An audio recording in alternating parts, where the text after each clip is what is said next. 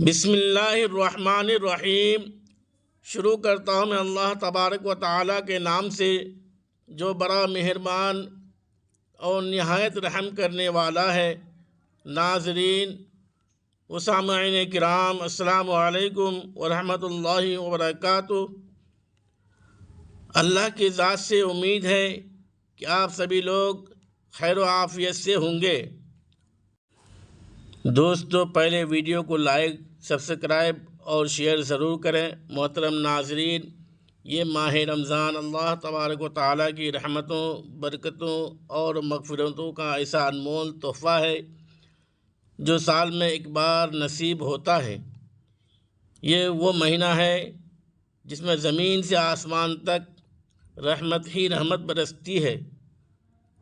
خوش نصیب ہیں وہ دل جو اس مہینے میں اللہ تبارک و تعالیٰ کے کلام سے جڑ جاتے ہیں، اور سعادت مند ہیں وہ لوگ جو راتوں کو اللہ تبارک و تعالیٰ کی یاد میں بسر کرتے ہیں۔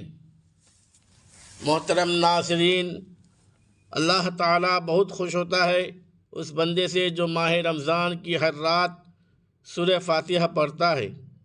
حدیث مبارکہ میں ہے کہ رمضان اللہ تعالیٰ کا مہینہ ہے، جس سے معلوم ہوتا ہے کہ اس مبارک مہینے میں رب ذوالجلال کا خصوصی تعلق ہے، جس کی وجہ سے یہ مبارک مہینہ دیگر مہینوں سے ممتاز اور جدا ہو جاتا ہے۔ حضور اکرم نبی کریم صلی اللہ علیہ وسلم نے ارشاد فرمایا کہ اللہ تعالیٰ رمضان المبارک کی ہر شب کو 3 مرتبہ فرماتا ہے کہ کوئی مانگنے والا ہے جسے میں عطا کروں، کوئی توبہ کرنے والا ہے جس کی توبہ قبول کروں، کوئی بخشش طلب کرنے والا ہے جسے بخش دوں۔ پھر اللہ تبارک و تعالیٰ فرماتا ہے کہ کوئی ایسا دینے والا ہے جو محتاج نہیں اور وہ پورا کا پورا قرض ادا کرنے والا ہے۔ تو ساری رات اللہ تبارک و تعالیٰ اپنے بندوں کو پکارتا رہتا ہے۔ حضرت عبادہ بن ثابت رضی اللہ تعالیٰ عنہ سے روایت ہے کہ حضور نبی کریم صلی اللہ علیہ وسلم نے ایک دن فرمایا جب رمضان شروع ہو چکا تھا کہ تمہارے پاس برکتوں والا مہینہ آ گیا ہے۔ اس مہینے میں اللہ تعالیٰ تمہیں اپنی رحمت سے ڈھانپتے ہیں، رحمتیں نازل فرماتے ہیں، گناہوں کو مٹاتے ہیں اور دعائیں قبول فرماتے ہیں۔ اس مہینے میں اللہ تعالیٰ تمہارے دلوں پر نظر فرماتے ہیں اور تمہاری وجہ سے اپنے فرشتوں کے سامنے فخر فرماتے ہیں۔ بدبخت ہے وہ شخص جو اس ماہ میں اللہ تبارک و تعالیٰ کی رحمت سے محروم رہا۔ حدیث پاک کا مفہوم ہے کہ بد نصیب ہے وہ شخص جو رمضان کا مہینہ پائے اور اپنی مغفرت نہ کرا سکے۔ اللہ رب العزت وہ عظیم ذات ہے جس کی رحمت اور مغفرت کے دروازے ہر ایک کے لیے کھلے رہتے ہیں۔ وہ رحمان اور رحیم ذات ہے، اپنے کمزور اور بے بس مخلوق پر کرم فرمانے، گنہگار بندوں کی خطاؤں کو معاف فرمانے اور انعامات سے نوازنے کے بہانے تلاش کرتی ہے۔ تو جو بندے رات کو اللہ تبارک و تعالیٰ کو یاد کر کے سوتے ہیں، اللہ تعالیٰ کے پسندیدہ کام کر کے سوتے ہیں، اللہ پاک اپنے ان بندوں سے بہت زیادہ خوش ہوتے ہیں۔ بغیر مانگے انہیں وہ چیز عطا کرتے ہیں جو ان کی حاجت ہوتی ہے اور جو ان کی ضرورت ہوتی ہے۔ اللہ والو، تو ماہ رمضان کی ہر رات جو شخص یہ سورت پڑھے، اللہ تبارک و تعالیٰ بہت خوش ہوگا۔ نبی پاک صلی اللہ علیہ وسلم رات کو یہ سورت پڑھ کر سوتے تھے، اور آپ صلی اللہ علیہ وسلم نے اپنی امت کو بھی یہ پڑھنے کی تاکید فرمائی ہے۔ یہ سورت فاتحہ ہے۔ سورہ فاتحہ قرآن کی عظیم ترین سورت ہے۔ ماہ رمضان کی ہر رات اس سورت کو جو پڑھے گا مولا کے پیارے بندوں میں سے ہوگا، جو اللہ کو خوش کرتے ہیں، اللہ کو راضی کرتے ہیں، اور جن سے اللہ تبارک و تعالیٰ راضی ہو جاتا ہے۔ تو ان کی دنیا اور آخرت دونوں سنور جاتی ہے۔ سورہ فاتحہ کے بہت زیادہ فضائل ہیں۔ اس سورت میں اللہ تبارک و تعالیٰ کی پاکی بیان کی گئی ہے، اور ساتھ میں ہدایت کا راستہ بھی اللہ تعالیٰ سے مانگا گیا ہے۔ اس میں اللہ تبارک و تعالیٰ کی تعریف بھی ہے، اور ساتھ میں ایک دعا بھی ہے۔ جو شخص اس کو پڑھتا ہے وہ اللہ تبارک و تعالیٰ کا پسندیدہ ہو جاتا ہے، اور اس کی ہر حاجت پوری ہو جاتی ہے۔ سورہ فاتحہ 7 آیات پر مشتمل ہے، جن میں سے پہلی 3 آیات میں اللہ تبارک و تعالیٰ کی حمد و ثنا ہے، اور آخری 3 آیات میں انسان کی طرف سے دعا اور درخواست کا مضمون ہے، جو رب العزت نے اپنی رحمت سے خود ہی انسان کو سکھایا ہے۔ اور درمیانی ایک آیت میں دونوں چیزیں مشترک، کچھ حمد و ثنا کا پہلو ہے، کچھ دعا اور درخواست کا۔ حضرت ابو ہریرہ رضی اللہ تعالیٰ عنہ سے منقول ہے کہ رسول اللہ صلی اللہ علیہ وسلم نے فرمایا کہ حق تعالیٰ نے فرمایا کہ نماز یعنی سورہ فاتحہ میرے اور میرے بندے کے درمیان 2 حصوں میں تقسیم کی گئی ہے، نصف میرے لیے اور نصف میرے بندے کے لیے، اور جو کچھ میرا بندہ مانگتا ہے وہ اس کو دیا جائے گا۔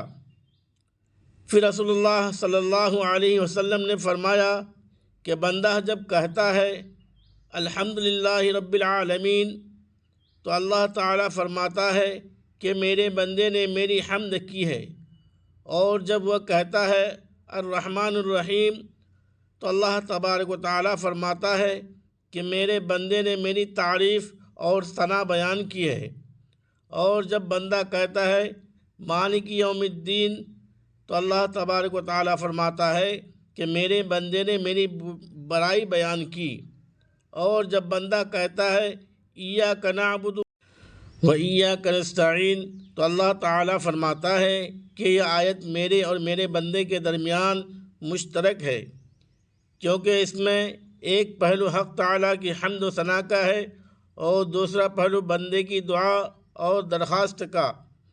اس کے ساتھ بھی یہ بھی ارشاد ہوا کہ میرے بندے کو وہ چیز ملے گی جو اس نے مانگی۔ پھر بندہ جب کہتا ہے اہدنا الصراط المستقیم آخر تک، تو حق تعالیٰ فرماتے ہیں کہ یہ سب میرے بندے کے لیے ہیں، اور اس کو وہ چیز ملے گی جو اس نے مانگی۔ سورہ فاتحہ کی بہت عظیم اہمیت اور فضیلت ہے، اور اس سورت کے بے شمار فضائل ہیں، جن میں سے چند درج ذیل ہیں کہ سورہ فاتحہ نماز کا رکن ہے، چنانچہ سورہ فاتحہ کے بغیر نماز صحیح نہیں ہو سکتی۔ جیسا کہ سیدنا عبادہ بن ثابت رضی اللہ تعالیٰ عنہ سے مروی ہے کہ رسول اللہ صلی اللہ علیہ وسلم نے فرمایا اس شخص کی کوئی نماز نہیں جس نے سورہ فاتحہ نہیں پڑھی۔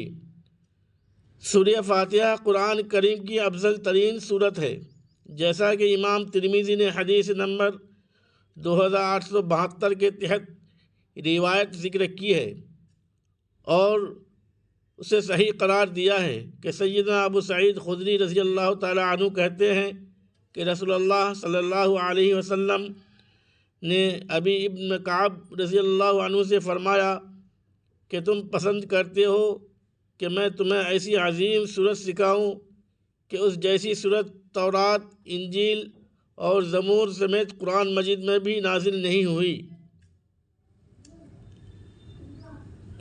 تو ابی بن کعب نے کہا جی ہاں اللہ کے رسول صلی اللہ علیہ وسلم مجھے سکھائیے۔ تو آپ صلی اللہ علیہ وسلم نے فرمایا تم نماز میں کیسے قرأت کرتے ہو؟ ابو سعید کہتے ہیں کہ ابی بن کعب نے سورہ فاتحہ کی تلاوت کی تو رسول اللہ صلی اللہ علیہ وسلم نے فرمایا قسم ہے اس ذات کی جس کے ہاتھ میں میری جان ہے، تورات، انجیل، زبور اور قرآن کریم میں اس جیسی صورت نازل نہیں ہوئی۔ سورہ فاتحہ ہی سب مثانی یعنی بار بار پڑھی جانے والی 7 آیات ہیں، اور اسی صورت کے بارے میں اللہ تبارک و تعالیٰ نے فرمایا کہ ہم نے آپ کو 7 آیات جو بار بار پڑھی جانے والی ہیں اور قرآن عظیم عطا کیا۔ اس کی تفسیر میں صحیح بخاری میں ابو سعید المعلی رضی اللہ تعالی عنہ کہتے ہیں کہ رسول اللہ صلی اللہ علیہ وسلم نے فرمایا، مسجد سے نکلنے سے پہلے تمہیں قرآن کریم کی عظیم ترین صورت سکھاؤں گا۔ پھر آپ صلی اللہ علیہ وسلم نے میرا ہاتھ پکڑا، اور جب مسجد سے نکلنے لگے تو میں نے عرض کیا، یا رسول اللہ، کیا آپ نے نہیں فرمایا تھا کہ مسجد سے باہر نکلنے سے پہلے عظیم ترین صورت سکھاؤں گا؟ تو آپ صلی اللہ علیہ وسلم نے فرمایا، وہ عظیم صورت الحمدللہ رب العالمین ہے، اور یہی سب المثانی ہے، اور مجھے دیا گیا قرآن عظیم بھی ہے۔ اس صورت میں اللہ تبارک و تعالیٰ کی حمد و ثنا کو بارگاہ الہی میں وسیلہ بنایا گیا ہے، اور اسی طرح اللہ کی وحدانیت اور توحید کو وسیلہ بنا کر سب سے اہم سوال یعنی ہدایت مانگی گئی ہے۔ نبی کریم صلی اللہ علیہ وسلم نے فرمایا کہ سورہ فاتحہ ہر بیماری کی شفا ہے۔ ابن قیم رحمۃ اللہ علیہ لکھتے ہیں کہ مجھے طواف کے دوران شدید درد ہوتا تو میں سورہ فاتحہ پڑھ کر درد والی جگہ پر ہاتھ پھیرتا تو درد رفع ہو جاتا، اور میں نے اس کا تجربہ کئی بار کیا۔ اسی طرح زمزم کے پانی پر سورہ فاتحہ پڑھ کر پینے سے بھی فائدہ اور توانائی حاصل ہوئی۔ سورہ فاتحہ میں دنیا اور آخرت کے ہر قسم کی خیر موجود ہے۔ فاتحۃ الکتاب ام القرآن المثانی، کامل شفا، مؤثر دوا، بہترین دم، خزانوں اور کامیابیوں کی کنجی اور مشکلات کے لیے تریاق ہے، مگر یہ سب اس شخص کو حاصل ہوتا ہے جو اس کا مقام پہچانے اور اس کے حقوق ادا کرے۔ اسی لیے صحابہ کرام نے بچھو اور سانپ کے ڈسے ہوئے شخص پر سورہ فاتحہ سے دم کیا تو اسے شفا ملی، اور نبی کریم صلی اللہ علیہ وسلم نے فرمایا، تمہیں کیسے معلوم ہوا کہ یہ دم بھی ہے؟ سورہ فاتحہ کے ذریعے انسان خیر اور برکتوں کے دروازے کھلوا سکتا ہے اور شر سے بچ سکتا ہے۔ یہ سورت ایک دعا ہے بندے کی طرف سے، اور قرآن اس کا جواب ہے خدا کی طرف سے۔ بندہ کہتا ہے، اے پروردگار ہدایت دے، اور جواب میں پورا قرآن سامنے رکھ دیا جاتا ہے۔ اس سورت کے 3 نام مذکور ہیں، اور یہی واحد سورت ہے جو اتنے ناموں سے مشہور ہے۔ اس کا پورا نام فاتحۃ الکتاب ہے، اور اسے افضل القرآن، ام القرآن اور سورۃ الشفا بھی کہا جاتا ہے۔ اگر کسی کی جائز مراد پوری نہ ہو تو ہر نماز کے بعد سر رکھ کر ایاک نعبد و ایاک نستعین کو 21 مرتبہ دہرا کر دعا مانگے، اللہ تعالیٰ قبول فرمائے گا۔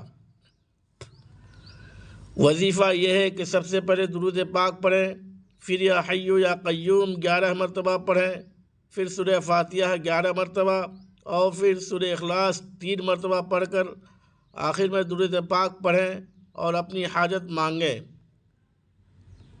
اس عمل کی برکت سے اللہ تعالیٰ کے پسندیدہ بندوں میں شامل ہوں گے، اور دنیا و آخرت سنور جائیں گی۔ سورۃ الفاتحہ ہدایت بھی ہے، شفا بھی ہے، اور رحمت کا خزانہ بھی۔ رمضان المبارک کی راتوں میں اسے اپنا ساتھی بنا لیجئے۔ آخر میں دعا ہے، اللہ رب العزت اس مبارک مہینے اور سورہ فاتحہ کے برکت سے ہمارے ٹوٹے دل جوڑ دے، پریشانیوں کو راحت میں بدل دے، اور ہمیں اپنے پسندیدہ بندوں میں شامل فرما دے، آمین۔ محترم ناظرین، اگر آج کی گفتگو آپ کے دل کو چھو گئی ہو تو اسے لائک اور شیئر ضرور کریں، اور مزید ایمان افروز ویڈیوز کے لیے چینل کو سبسکرائب کریں اور بیل آئیکن دبائیں۔ کمنٹ میں اپنی رائے اور دعاؤں کا اظہار کریں۔ اللہ تبارک و تعالی ہم سب کا حامی اور ناصر ہو۔ خدا حافظ۔